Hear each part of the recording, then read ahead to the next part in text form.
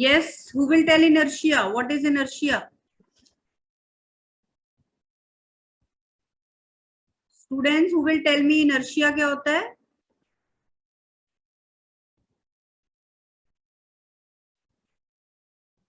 Yes, Gurupal.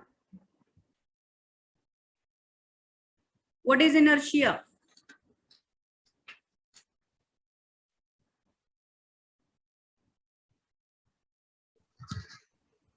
Inertia is the property due to which an object opposes or inertia is the property due to which an object resists or opposes any change in its state. तो अब मतलब कि inertia is that property due to which it resists any change in its state of rest or motion. So Newton's first law is also indirectly this statement only, कि every body in this universe continues to be in its state of rest or uniform motion unless acted upon by a net external unbalanced force. कि जब तक एक body के ऊपर force act नहीं करता है तब तक वो अपनी स्टेट को चेंज नहीं करती. Simple meaning is this. ठीक है, जब तक बॉडी के ऊपर कोई एक्सटर्नल फोर्स उसको कंपेल नहीं करता है अपनी स्टेट को चेंज करने के लिए, तब तक वो अपने ही प्लेस पे रहती है, अपने ही स्टेट पे रहती है. This is very simple statement of Newton's first law of motion. ठीक है, every body in this universe continues to be in its state of rest और uniform motion unless acted upon by an external unbalanced force. जब तक force नहीं लगता वो अपनी state में ही रहेगी. Got this? I hope this statement is clear to you now. आप ये भी लिख लीजिए, what is the importance of Newton's first law of motion. Importance भी लिख लीजिए. What is the importance of Newton's first law of motion? Importance is that it gives us definition of force. Newton's first law की importance ये है that it gives us definition of force. It gives us definition of force. वो कैसे? Force की definition क्या थी? Force is a push or pull that changes the state, the direction, the speed or even the shape of the object. यही थी ना. और हमने कहा है Newton's first law say that unless कोई फोर्स एक्ट नहीं करेगा बॉडी अपनी स्टेट में रहेगी. इसका मतलब फोर्स वो चीज है जो स्टेट को चेंज कर सकती है. ठीक है, तो ये एक तरह से हमारी फोर्स की डेफिनेशन ही थी. So this is the importance of Newton's first law that it gives us definition of force. ठीक है, क्या मैं फिर से रिपीट करती हूँ. Every body in this universe continues to be in its state of rest और motion unless acted upon by a net external force. ठीक है, जब तक एक फोर्स एक्ट नहीं करता ऑब्जेक्ट अपनी स्टेट में रहेगी. अगर आप इसका पॉजिटिव सेंटेंस बनाओ तो वो क्या बनेगा कि जब एक फोर्स एक्ट करेगा तो ऑब्जेक्ट अपनी स्टेट को चेंज कर लेगी. तो हमने फोर्स की डेफिनेशन में भी यही पढ़ा है कि फोर्स इज दैट पुश और pull that can change the state of any object. तो इस तरह से हमें न्यूटन फर्स्ट लॉ की इंपॉर्टेंस ये है कि हमें फोर्स की डेफिनेशन ही मिल रही. Okay, it gives us definition of force. Is that clear now students? Importance clear है कि हमें फोर्स की डेफिनेशन मिलती है. So that day we were doing the examples of inertia of rest. All these examples of inertia are also the examples of Newton's first law of motion. तो ये carrom coins का जो example था ये हमने किया था second example. And I send your video also there. I have conducted both the activities. ये दोनों एक्टिविटीज वहां पे मैंने करके दिखाई हुई हैं, आप देख लेना उसको. ठीक है, कैरम कॉइन्स का तो आपको भी पता ही होगा, आप लोग भी खेलते हो. चलिए, next example of inertia of rest we are going to do. Next example. Next example is,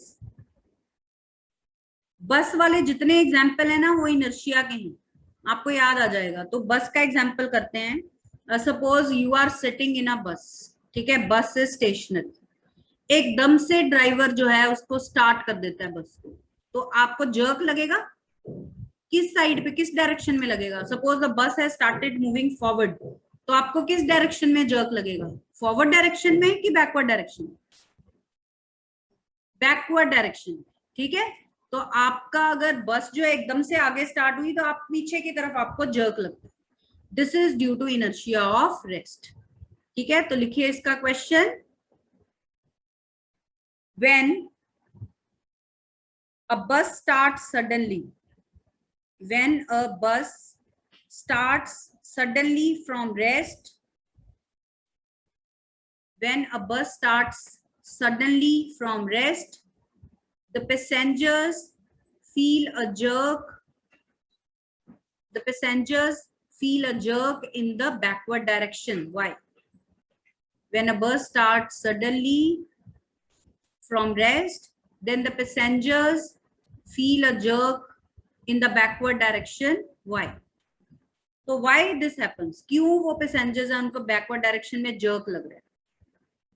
उसका रीजन ये है, initially the bus and the passengers both were at rest, both had inertia of rest. ठीक है, दोनों जो rest पे थे उनके पास रेस्ट का इनर्शिया था, वो रेस्ट पे रहना चाहते थे। हाँ जी गुरुपाल, क्या हो गया?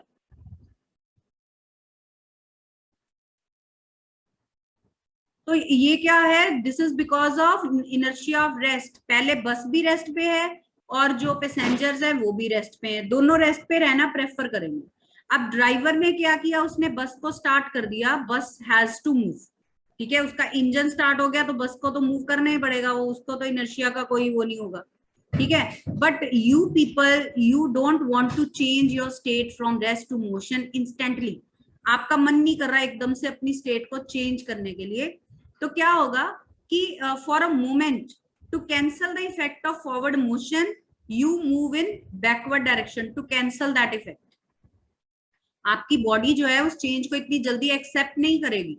तो अगर बस आगे को मूव हुई है तो आपकी बॉडी पीछे को रिएक्ट करेगी, to cancel that effect for a moment and to have a feeling of rest for a moment. ठीक है, क्योंकि बस आगे को मूव कर गई है इसलिए आप थोड़ा सा, आपकी बॉडी पीछे मूव कर जाएगी ताकि फॉरवर्ड और बैकवर्ड कैंसल हो जाएं और आपको एक मोमेंट के लिए रेस्ट की ही फीलिंग आए। After that when bus starts moving, after some time your body will also come in motion. अब आपकी बॉडी में इनर्शिया ऑफ मोशन आ जाएगा। ठीक है, so this is how it happens.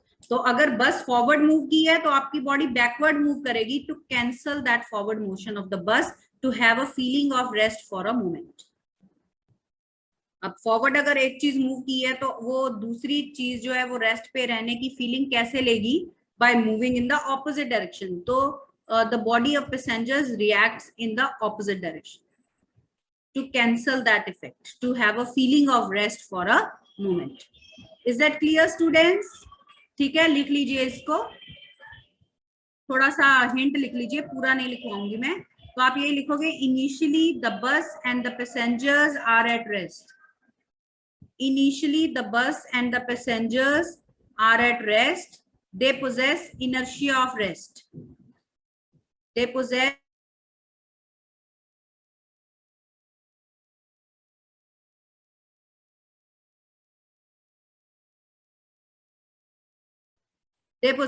inertia of rest. ठीक है, तो when the driver starts the bus suddenly, when the driver starts the bus suddenly,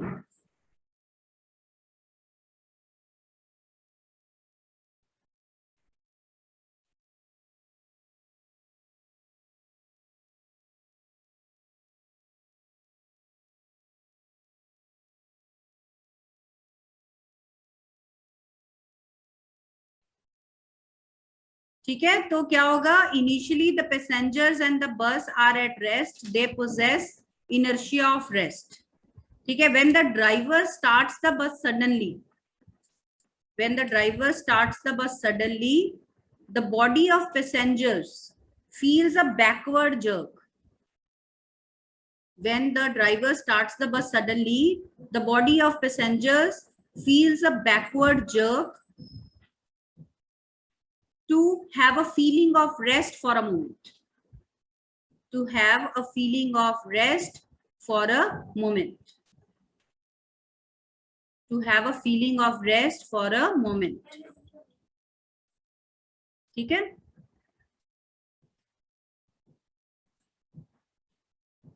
to have a feeling of rest for a moment.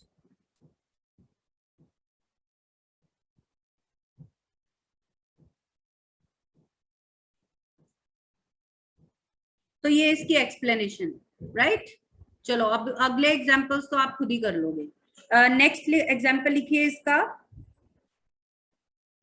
Why do the fruits fall down when a tree is shaken? Why do the fruits fall down when a tree is shaken?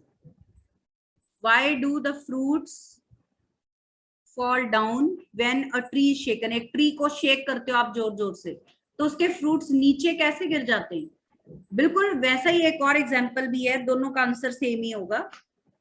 Why do we beat a carpet? Why do we beat a carpet with a stick? हाँ, दोनों को आप साथ में लिख लीजिए और डाल के. Why do the fruits fall down when a tree is shaken? और डाल के लिख लीजिए why do we beat a carpet with a stick? Why do we beat a carpet with a stick? Why do we beat a carpet with a stick? क्यों करते हैं? एक carpet को ऐसे ऐसे करके झाड़ते हैं. क्यों झाड़ते हैं? कौन बताएगा? डस्ट रिमूव करने के लिए. ऐसे ही होता है ना, डस्ट रिमूव करने के लिए. और ऐसे ही ट्री को शेक किया जाता है उसके फ्रूट्स को उससे रिमूव करने के लिए. फ्रूट्स नीचे गिर जाएंगे, आप उसको उठा सकते हैं and you can eat it afterwards. So what happens? Initially the carpet and the stick are at rest. ठीक है, same is true for fruits and tree also. उसको भी साथ साथ इमेजिन करते जाइए. So when you beat a carpet with a stick, initially what happens? Initially the carpet and the dust particles are at rest. ठीक है, initially carpet and dust particles are at rest, so they have inertia of rest. उनके पास कौन सा inertia है? They have inertia of rest. Now when you beat the carpet with a stick, carpet has to move. carpet ऐसे ऐसे ऐसे होता जाएगा क्योंकि आप उसको stick से beat कर रहे हो. But what about the dust particles? Dust particles साथ में ऐसे ऐसे मूव नहीं करेंगे, पर क्योंकि कारपेट इधर हो गया है, डस्ट जो है वो हवा में लटकी तो नहीं रह सकती. It can't remain suspended in the air. So under their weight dust particles they fall downwards. तो वो नीचे गिरना शुरू हो जाते हैं dust particles.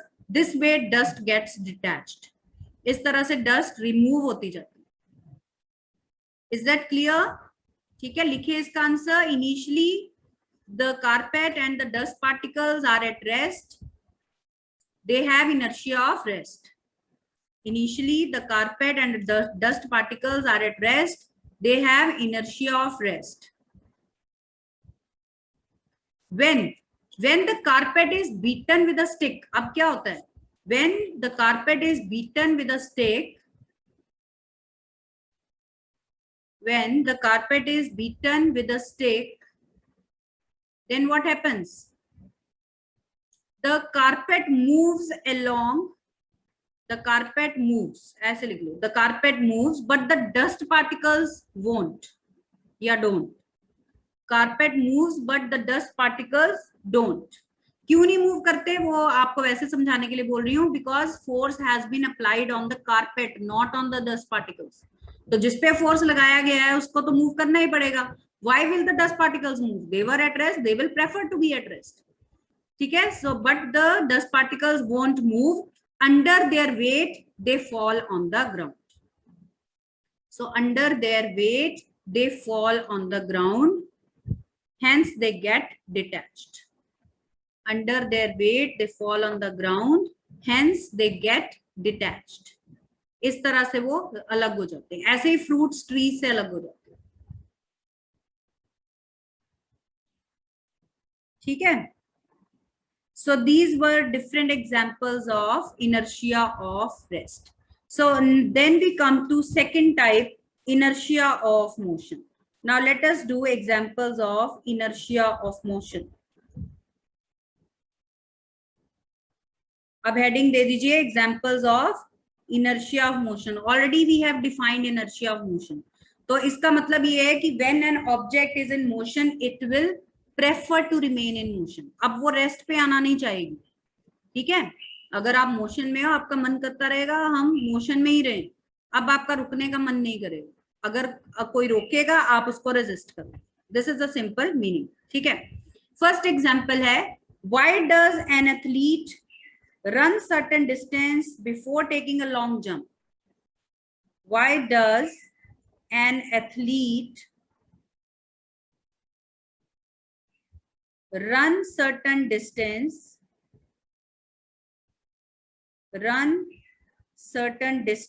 why does an athlete run certain distance before taking a long jump?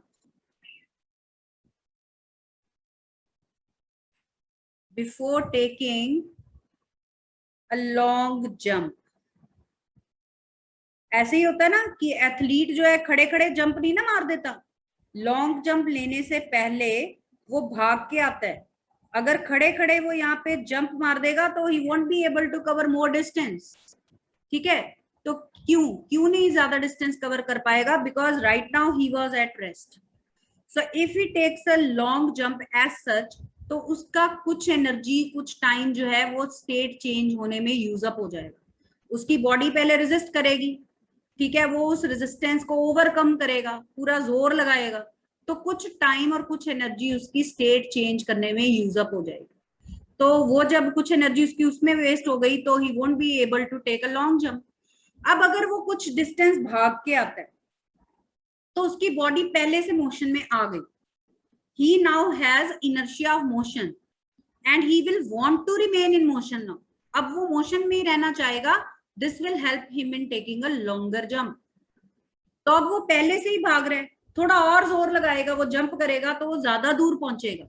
Now he will be able to cover a long distance. This is the reason behind, ठीक है। तो अब आप क्या लिखोगे? So this is due to Newton's first law of motion, वो तो है ही है, I told you all the examples are of Newton's first law of motion also, ठीक है, वो तो आप लिखोगे। This is due to Newton's first law of motion, वो सभी में लिखना है आपने। उसके बाद आप क्या लिखोगे? When athlete runs certain distance, his body comes in motion. When athlete runs certain distance, his body comes in motion. His body comes in motion. So he possesses inertia of motion. When athlete runs certain distance, his body comes in motion. So he possesses inertia of motion.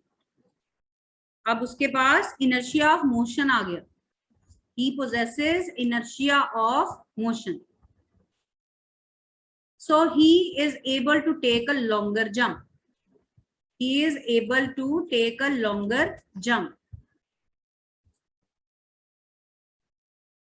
Otherwise क्या होगा? Otherwise खड़े खड़े jump मार देगा तो क्या होगा वो भी हम थोड़ा सा बता देते हैं। Otherwise some energy will be wasted in changing the state. Otherwise some energy will be wasted in changing the state from rest to motion. Otherwise some energy will be wasted in changing the state from rest to motion. चलिए अब इसका second example लिखिए। Second example क्या है?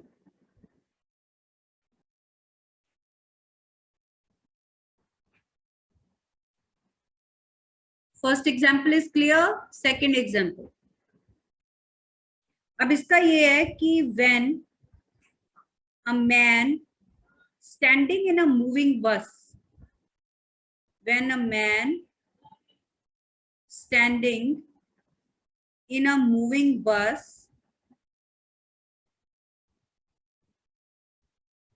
jumps out suddenly, एकदम से बाहर वो जंप कर देता है, ठीक है। कई लोग ऐसे आपने देखे होंगे, बस में वो खड़े होते हैं, बस जा रही होती है तो वो बाहर जंप कर जाते हैं, उनका स्टेशन पहुंच गया तो, ठीक है। So when a man standing in a moving bus jumps out of it, या jumps suddenly jumps out of it, तब क्या होता है? क्या होता है? he falls with his head in the forward direction. He falls in the forward direction, इतना ही लिख लो। He falls in the forward direction.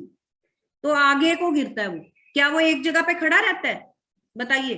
एक चलती बस से कोई पर्सन अगर बाहर जंप कर दे तो क्या वो एक जगह पे खड़ा रहेगा? What is your opinion? नहीं, वो आगे को गिरेगा ही गिरेगा। तो what is the reason? That is inertia of motion. तो पहले आप लिखोगे this is due to Newton's first law of motion, वो तो एप्लीकेबल है ही है, ठीक है। तो फिर आप लिखोगे when the man is standing in moving बस ही पोजेसेस इनर्शिया ऑफ मोशन, क्योंकि बस चल रही है उसमें भी मोशन है, उसकी बॉडी में भी मोशन है। So when the man is standing in moving bus, he possesses inertia of motion. He possesses inertia of motion. He possesses inertia of motion. When he jumps out of it, तब क्या होता है? वो बाहर छलांग मार देता है तो क्या होता है? His feet come in contact with the ground. When he jumps out of it, his feet come in contact with the ground. When he jumps out of it, his feet come in contact with the ground.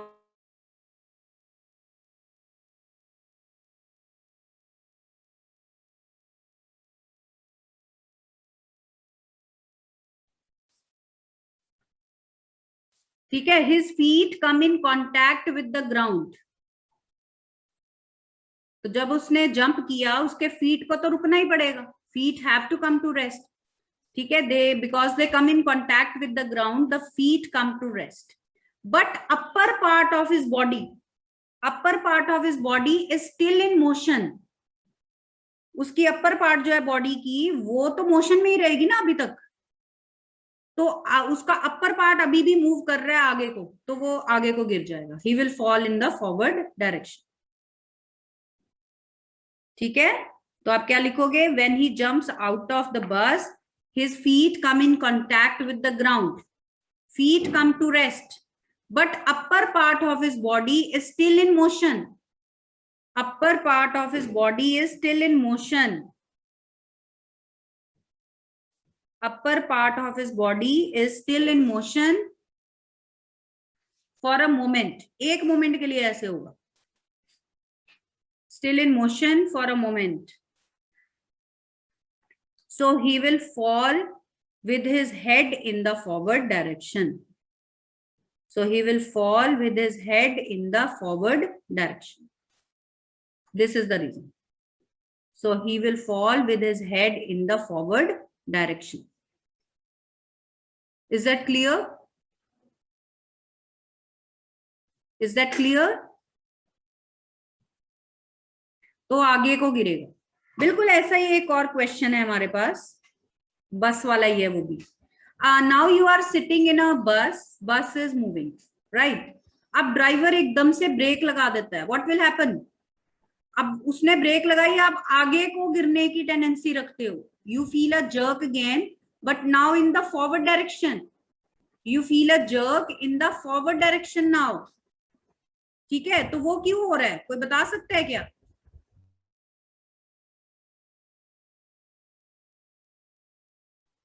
चलिए, raise hand. Yes, Karanveer Singh, हाँ जी, अब आप बताइए क्यों होगा ऐसे? Ma'am, because of Newton's first law, we are in the inertia of motion as bus is also moving, so we feel a jerk in forward direction to rest because our body doesn't accept it initially, so we feel a jerk. बस आपने काम की एक ही बात बताई है, because body does not accept it initially. देखिए इसको कैसे आप बताओगे कि इसी तरह से सेम वे बताओगे कि क्वेश्चन लिखो पहले। When a driver applies brakes to a moving bus, when driver applies brakes to a moving bus,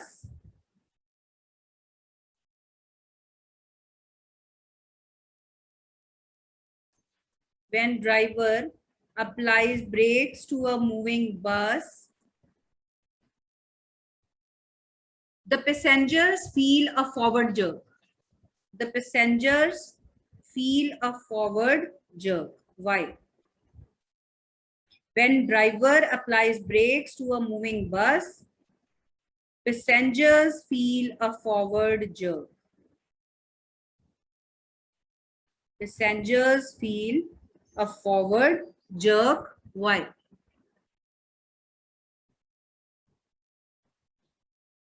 The passengers feel a forward jerk. Why?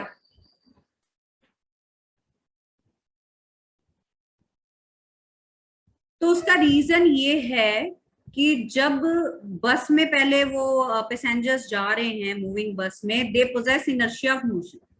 अब एकदम से ड्राइवर ने ब्रेक लगा दी तो उनके फीट जो हैं they are in contact with floor of the bus. Since bus has come to rest, their feet will also come to rest. ये मैंने डिक्टेट नहीं करवाना, ध्यान से सुन लीजिए, आप खुद लिखोगे इसको, ठीक है. तो जब वो बस में ब्रेक लगाई ड्राइवर ने तो बस रुक गई, ठीक है. तो जो पैसेंजर्स के फीट हैं वो भी रुक गए because they were in contact with the ground. Feet भी रुक गए but upper part of their body is still in motion for a moment, so they will feel a jerk in the forward direction.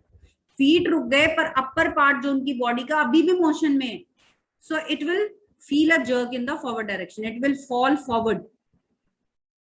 तो बिल्कुल ऐसे ही आपने reason देना है जैसे हमने ये मैन वाले क्वेश्चन का दिया, ठीक है. So I leave this question up to you. आपने इसका आंसर खुद ही लिखना है अपने, ठीक है. Is that okay students? So these were the examples of inertia of motion. Third type is inertia of direction. उसका भी एक एग्जाम्पल लास्ट हम कर लेते हैं. Inertia of direction.